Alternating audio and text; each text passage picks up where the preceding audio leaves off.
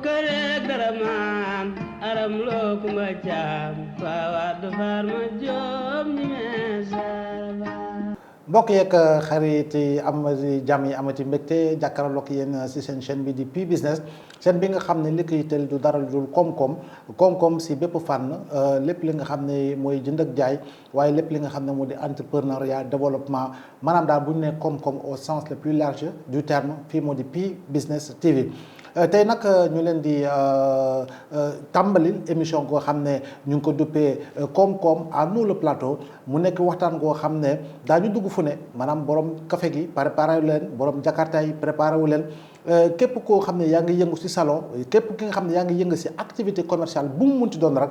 nga waajal parce que tamit gannaaw bii nga xam ne moo di plateau bi jiitu dina am yeneen yoo xam ne ñoo ci topp te équipe rédaction bi ñoo ko fas yéene animé mu nekk ay ndaw yu xariñ yoo xam ne daañu dugg fépp ci Ndakaaru waaye feneen ci Sénégal pour waxtaan ak ñi nga xam ne ñi ngi jënd ñi ngi jaay ñi ngi def ay activités yoo xam ne dina xeex li nga xam moo di ndóol waaye xeex li nga xam ne moo di chômage bi fii ci Sénégal kon boog képp ki nga xam ne yaa ngi yëngu ci dara waajalal sa bopp parce que Pi Business dina la seet si pour mën a waxtaan ak yow sottante xalaat yaatal pour véritablement keneen war see mën a jàng ba jëlee ci dara tey nag ñu am mbégte tàmbalee émission bi ak ki nga xam ne moo di Moustapha Sow nag xam ngeen ko bu baax journaliste la analyste la consultant la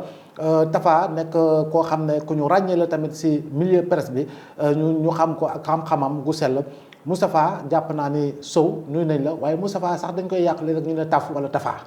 jërëjëf Abdoulaye maa ngi lay gërëm di la sant di am mbégte lool di ñëw ci plateau bi nag dafa di plateau émission ba nga xam ni émission bu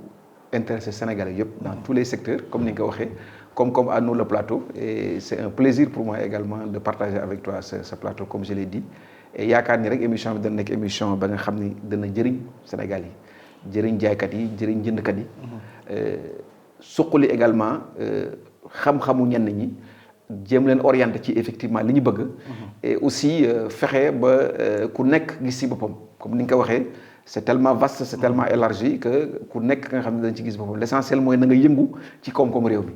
et vraiment damay am mbégte lool partager ko plateau bi te ni nga ko waxee léegi muy ndorteel émission bi nga xam ni comme ni nga ko waxee ay journalistes yu xarañ ñoo koy animé incha allah au fur et à mesure muy dem comme ni nga ko waxee aussi daañu dugg ci Sénégal fépp permettre à chaque Sénégalais de se sentir concerné comme ni nga ko waxee dans le développement du pays. jërëjëf Moustapha si tàmbali ko am solo googu waaye laaj bi may njëkk laaj Tafa jamono ji kàddu ga jiitu Sénégal wala bu gën a jib Sénégal mooy dëkk bi daa metti dëkk bi daa dëgër xaalis amul lu waral loolu Moustapha. waaw wax bu am solo la question ba nga xam ni question bu vaste la. c'est vrai que ñoo ngi dégg ñenn ñi du mën a ñëpp parce que unanimité amul fenn. ñi ci bëri nag ñoo ngi wax ni dëkk bi dafa metti dafa ndóol ñi koy wax ñëpp ñi ci bëri ñii du ñu gis seen activités yi wàññeeku. ñii dafa am lu ñu leen am amatuñu ko.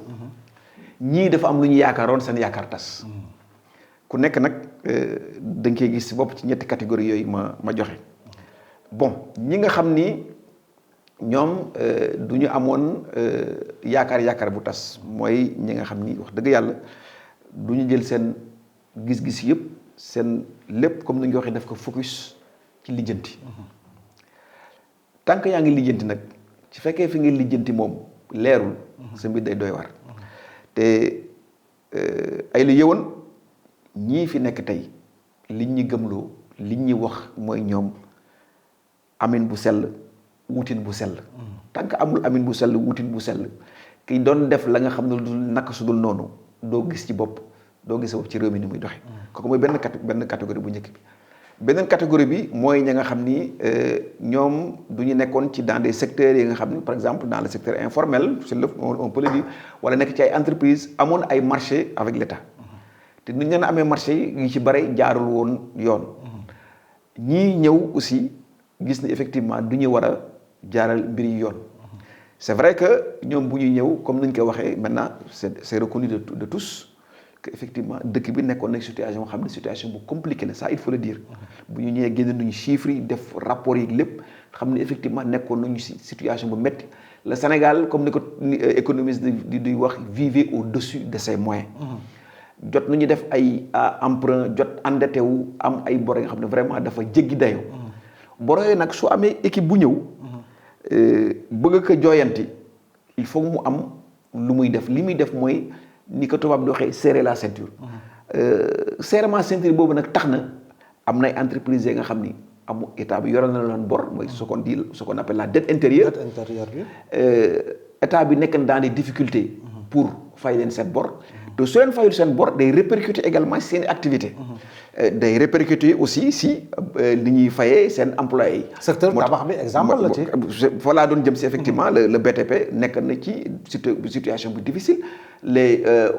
est estimé dette ba nga xam ne état yoral na ko BTP bi autour de 300 milliards de francs CFA. donc loolu soo ko amee ci secteur BTP bi day impacter comme ni ko tubaab di waxee sur la situation de ce secteur-là et des travailleurs de ce secteur. te gis nañu effectivement duñ koy wax souvent quand un pays va c'est parce que le BTP va wala quand le BTP va le pays va quoique loolu am na yi nga xam ne yenn économie sax qui remettent en cause ce concept-là mais quoi qu'on puisse dire gis nañu ne effectivement ce secteur-là nekk na dans une crise et dafay li muy employé dafa bëri loolu c'est par rapport à la situation tendue dans laquelle se trouve le pays suite à cet endettement-là massif et bu permettre à l'actuelle équipe comme ni ko le président de la République waxee avoir les coups de franche parce que 31 ba le passé at bi le passé le 31 décembre 2024 bu journaliste yi interpellé le président de la République sur la situation du pays daf ne leen dëkk bi dafa metti te lii metti ñëwagul ci kanam dana gën a metti donc xamu nañu effectivement dëkk bi metti na bu mun a wax nos marges de manœuvre sont très réduites donc loolu c'est le deuxième aspect par rapport à la situation du pays beneen bi nag ñiy wax dëkk bi dafa metti mooy li ñuy wax souvent ñi daf day toog muy dox. toog muy dox wala jaaxaan. wala jaaxaan muy dox soo xoolee ñooñu souvent li ci gën a doy waar mooy ña nga xam ni c'est des gens nga xam ni ils avaient voix au chapitre ñooy nekk ci réseau yi ñooy nekk ci rajo yi ñoom lu ñuy wax souvent les influenceurs ainsi de suite ñooñu ñoo doon borom Dubaay waaw voilà c'est ça effectivement ñu doon jaabante dem dellu si defuñu dara lu dul dugg ci bureau génn ci bureau dem gis un ministre ànd ak moom wala topp la c'est des gens qui vivaient dans benn situation ba nga xam ne bu doy war nga xam ne même les salariés amuñu woon ce standing de vie là parce que effectivement dañu nekkoon ci benn cercle qui leur permettait de se faire beaucoup d'argent pratiquement sans rien faire da nga am lambi bu neex na nga mën a wax gars yi da la jox xaalis ay millions et tout ça ñooñu aussi ba léegi ñenn ci ñoom ñoo ngi ci en fait am luñu ils ont voix au chapitre ñoom ci bëri ñooy toog naan dëkk bi doxul mais gisoo soo xoolee ba ci biir aucun travailleur un salarié buy percevoir salaire am normalement bu dëkk bi doxul li mu doon percevoir lay percevoir mieux am na ñoo xam ne sax yokkaluñu leen seen salaire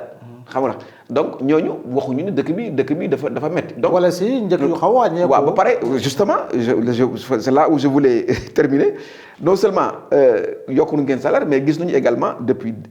à peu près 2 ans 1 an et quelques gis ñu fi benn njëg bu yokk mieux on va souvent vers la diminution des prix des denrées de première nécessité des denrées de la consommation effectivement prix wàññeeku na bu baax a baax ça moom kenn mënu ci dara parce que c'est là où se trouve le paradoxe dëkk bi métti na njëg yaa ngi wàññeeku donc ñenn ñoo naan dëkk bi métti na donc moo tax il faut faire très attention par rapport à ça et certes il faut reconnaître effectivement il y a des secteurs yi nga xam ni am nañu ci nekk nañu ci à des difficultés suite à un endettement massif du pays et que l'actuelle équipe il faut le dire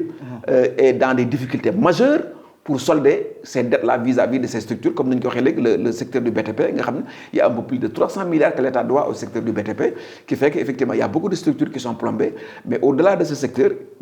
l'État fait tant bien que mal pour régler cette situation-là mais ñeneen ñëpp ñuy wax dëkk bi dafa métti dafa ndóol soo xoolee ba ci biir dafa am effectivement nu ñu doon doxee te affaire dëkk bi demeetul noonu. alors Cour des comptes wax na ko bor bi mi ngi tolloon si daanaka 110% du produit intérieur brut cabinet Mazars yegg na si 130 130 à 132% si produit intérieur brut bi pour wane ne rek kon boog bor bi nga xam ne Sénégal yor na ko bor bu dis la waaye tamit ñii yor nguur gi bu ñëwee la ñu xayma si lii ñu fi bàyyi si bor jàpp naa itam lu dis la donc loolu yëpp ñu ko déggee nu ko Moustapha Sow expliqué firndeel na ni effectivement que ni dëkk bi situation économique bi dina jafe si li nga xam moo di ñu bari waaye Moustapha tam bu ñu koy xool dëkk bi jafe na jox nga mandarga yi groupe bi si gën a fës wala boog bi si gën a yëkkati kàddu mooy groupe toog muy dox ak yeneen yi nga xam ne am na fi waaye ay la woon gis nañu ni itamit ndaw Sénégal ñu ngi joytu wàllu liggéey ndaxte gis nañu ni chômage bi daanaka si nguur bi fi jógee xaw na explosé parce que Abdoulaye Wade bu muy dem mi ngi ko bàyyi 10 point nangam président Macky Sall laata nguuram jeex mi ngi nekkoon si 20 point nangam est-ce que tey jii nii xalaat nga ni li jeunes yi dugg alternative la pour véritablement seen xëy maanaam dawal Jakarta maanaam jaay café Touba maanaam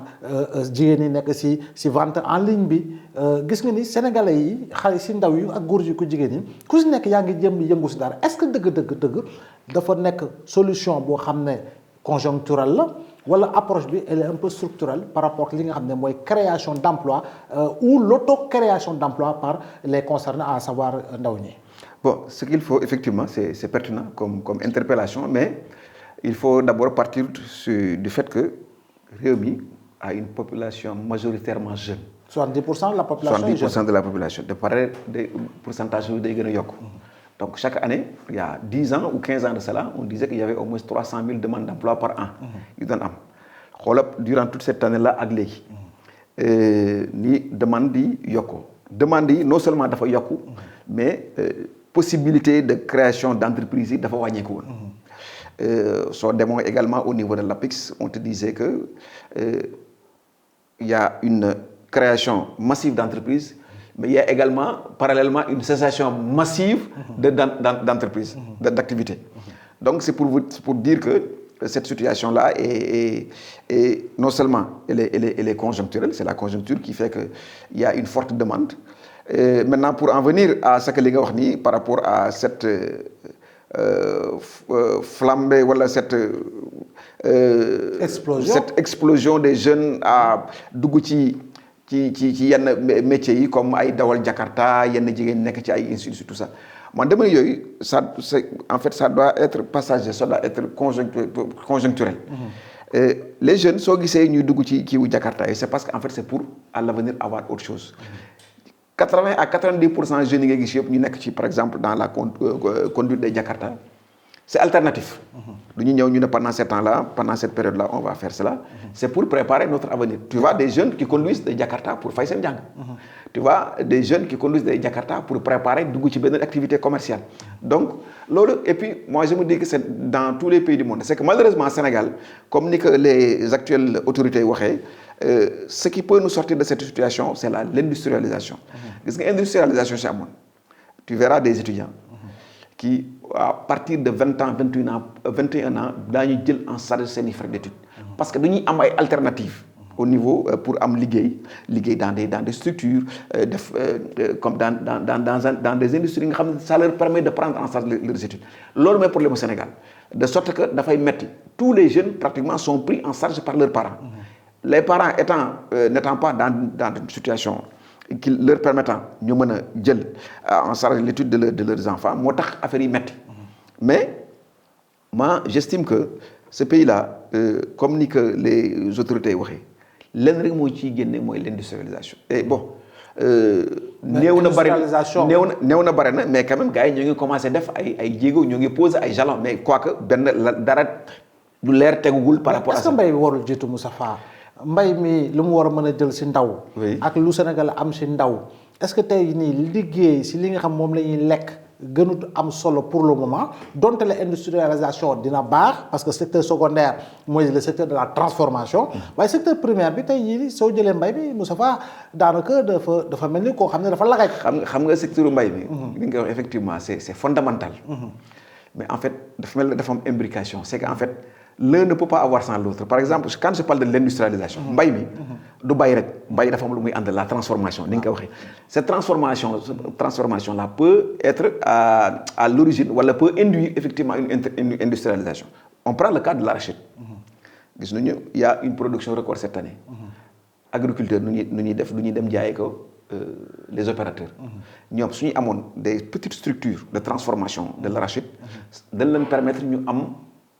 des moyens suffisants pour se prendre en charge mais malheureusement. defar diwlin. Justement mooy. à côté de Sonacos ou de Copé. justement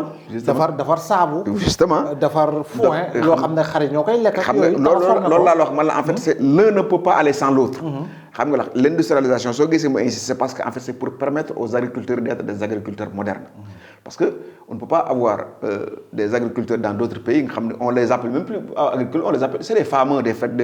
fameux farmers les fermiers nga xam ne ils ont des hectares et des hectares ils se prennent en charge bi ñu am seen petite unité foofu c'est des gens très riches et puis à peu près tu en vois même des milliardaires. Le Sénégal moi je me dis que mën na def loolu. Je reviens également à la dernière visite du Premier ministre dans le bassin arachidier. Benn information moo joxoon ni effectivement que aussi cette situation-là doit permettre aux agriculteurs de se moderniser également de faire de sorte que les surfaces emblavées nekk la surface yu gën a yaatu ba pare le tonnage à l'hectare mën a yokk ça effectivement c'est des choses nga xam ni avec l'industrialisation ça peut se faire. Insister war nañu ko wax effectivement que sur l'agriculture que ñu jël effectivement agriculture def ko un secteur clé pour le développement du pays mais ce secteur clé induit à ce que l'agriculture soit mieux formée et également mu am une industrialisation mu am au moins des petites structures ñoo ngi koy wax soo gisee dans les pays émergents yi ngay dégg maintenant la Chine est un pays industrialisé soo gisee dans les autres pays émergents nga dem Malaisie ainsi de tout ça dans les pays de l'Asie du Sud-Est les dragons mais da ngay gis en fait ñoom ce qui a fait leur développement c'est pas la grande industrialisation c'est le capital humain et les petites et moyennes il y a au moins des millions et des millions d'entreprises familiales mais le Maroc d'à côté voilà justement le Maroc le fait aussi donc c'est pour te dire que l'agriculture dont on parlait tantôt c'est bien c'est un moteur formidable mais aussi il faut accompagner les agriculteurs en leur permettant ñu mën a effectivement moderniser seen mais gis-gis bu baax la gis-gis bu yaatu la mais dafa jeunes Sénégal yi teew la ñu gëm de ñoom daal gis nga Jakarta gi ñuy dawal di laal course taw course 1000 francs course 2000 course 3000 journée ñu dajale compter muy 15000 le lendemain ñu compter muy 20000 est-ce que tàmm googu du leen bëmëx ba ñu des si li nga xam mooy dawal Jakarta googu ñi nga xam ne chaque jour dañuy yónnee kër ga chaque jour kii dina yónnee yaay kii dina yónnee soxna si kële dina yónnee doom yi donc est-ce que loolu tey parce que da nga gis ay jeunes yu bàyyeekoo Thiès Louga ñëw Dakar di dawal Jakarta. waaw non c'est parce que effectivement li nga wax c'est vrai xam nga li nga wax mbiru taw ba nga wax c'est parce que situation rek moo waral loolu quand un jeune tu lui expliques parce que nit aussi xel xalaat lay jëriñ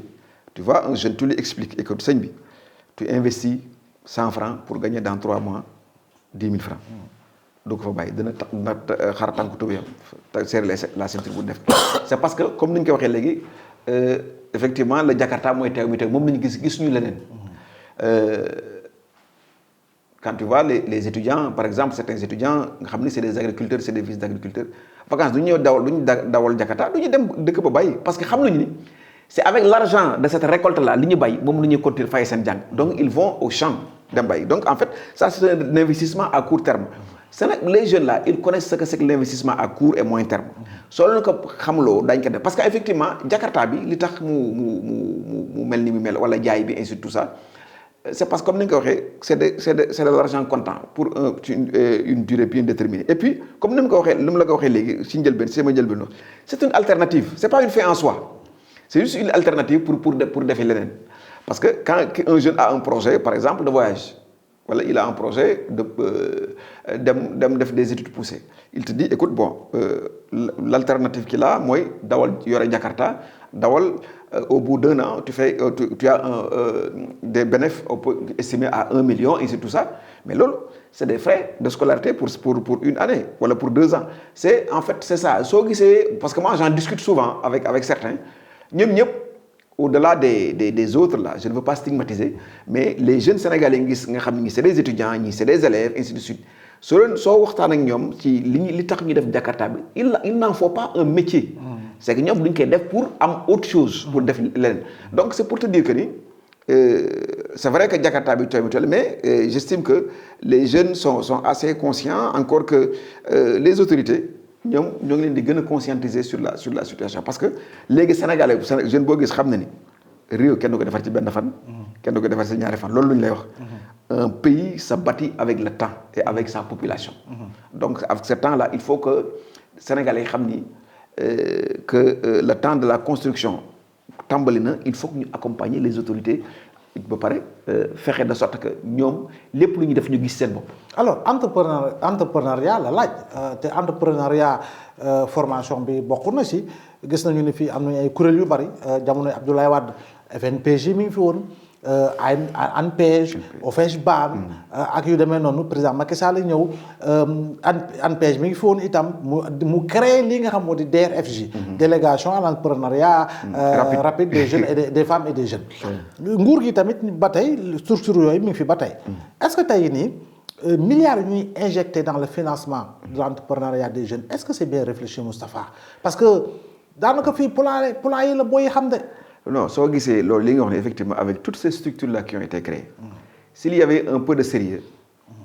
peut-être que mënoon na régler benn problème mais gisoon nañu ñu en fait il faut pas qu'on fasse la politique de l'autruche xamoon nañu ne effectivement cette situation-là était une situation xam ni politicienne parce que les financements c'était des financements politiciens les jeunes qu'on financé c'est qu'il fallait nga bokk ci parti et tout ça mais les structures en tant que telles peuvent être viables. Tu parlais tout à l'heure des structures qui ont été créées, FNPJ, OFEJBAN, DRFJ, ainsi de suite. Mais avant ces structures-là, mais le cadre était là, ils avaient créé le cadre pour me permettre aux jeunes vraiment d'être des entrepreneurs. Je donne l'exemple du guichet unique qui a été mis en place au niveau de l'APEX pour permettre aux Sénégalais de créer rapidement en 24 heures ou en 40 heures leur entreprise. Je ne sais pas si tu te rappelles à l'époque, pour créer une entreprise, il te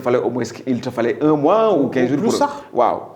Avec toutes les démarches, mais l'État avait réussi du temps du président Abdoulaye Wade.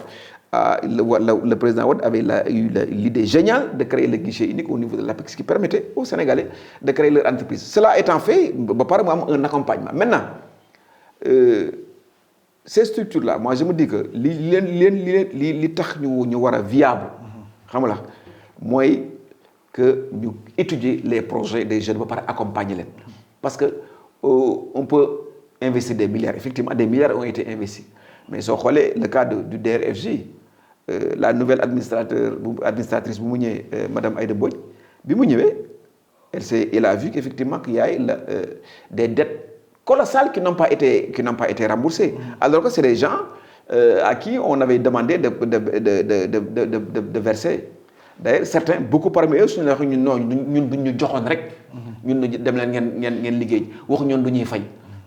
ils étaient nombreux à me Japon par rapport à ça. C'était pour dire que c'était en fait plutôt politicien qu'autre chose. Il y a une structure également, c'était plus ou moins la même chose. Maintenant, moi je me dis que tant qu'il n'y a pas le sérieux là dont on parle, sérieux sous amoul, création d'emplois de on prend l'exemple de la structure là, comme le ministère de la Jeunesse avait créé. Les structures d'agriculture là, qui étaient les DAC, voilà, c'est ça. À travers le PRODAC. Voilà, le PRODAC. Voilà, le PRODAC qui a nécessité même un sérieux problème entre l'actuel Premier ministre et Momaïnia, l'ancien ministre. Le PRODAC est un projet structurant tellement viable parce que en fait, j'ai souvent discuté avec des responsables de cette structure qui me disent effectivement capacité de résorber le chômage dans ce pays-là. Mais en fait, comme nous l'avons dit, il faut qu'on explique aux Sénégalais, aux jeunes, qu'ils ne pensent pas qu'il faut être membre d'un parti politique pour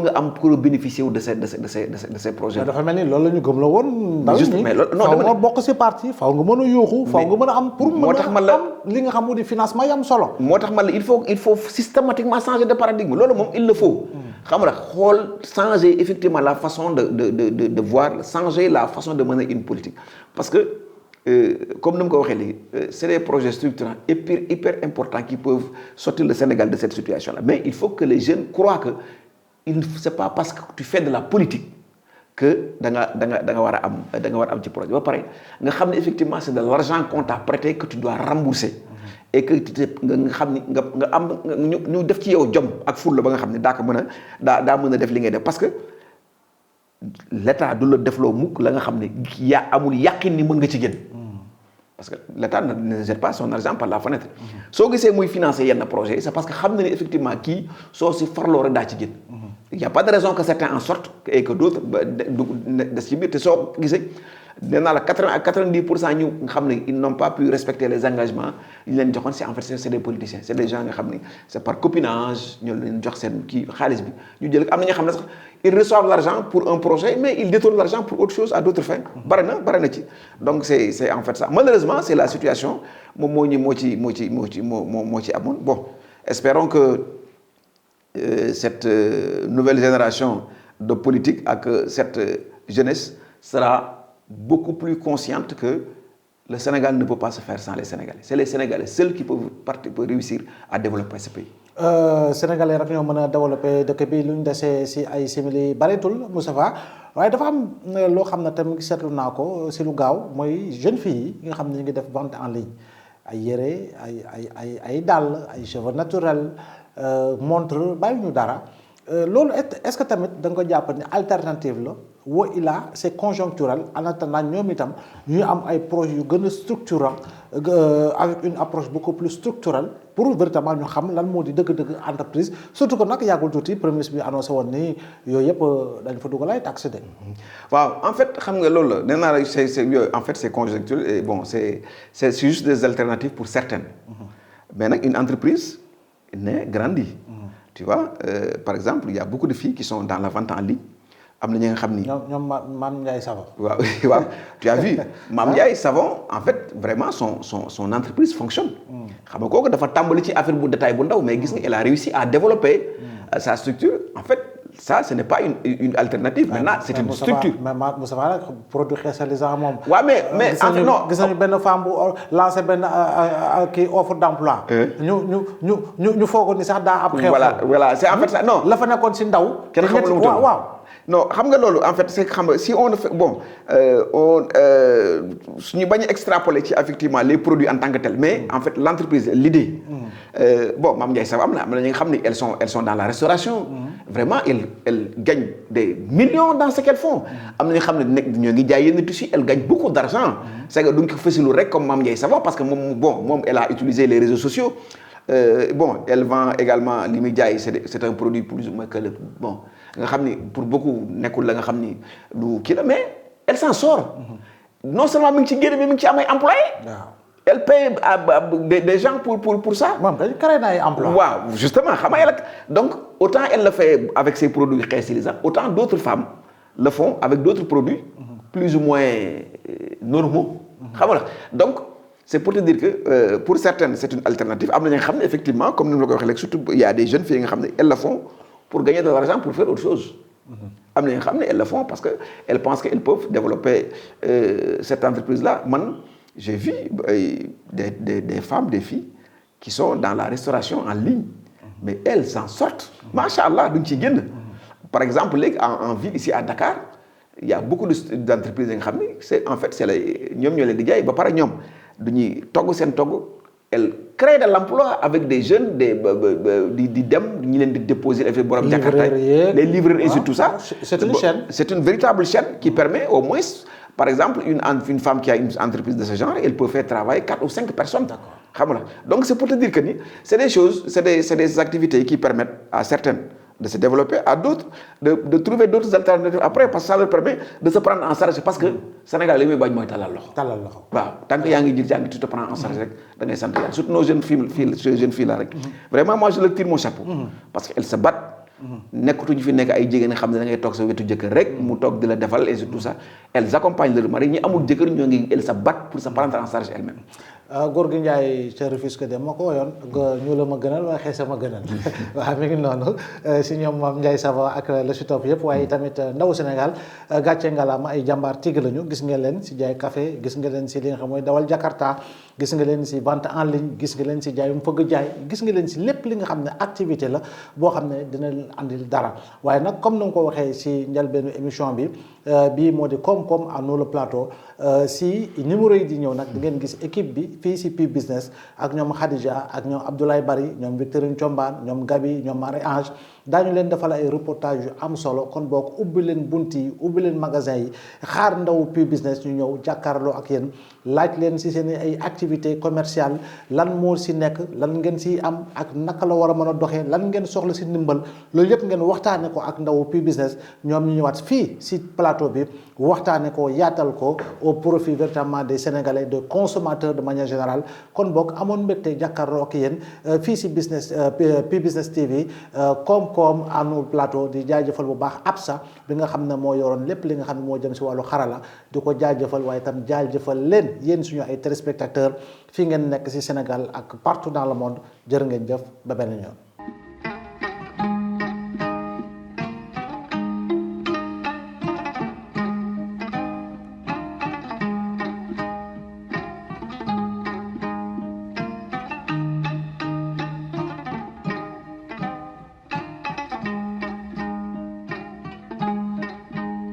Bëkkëreeg dara maam aram loo kumba caam faa waa du faar ma joom ñi mee sara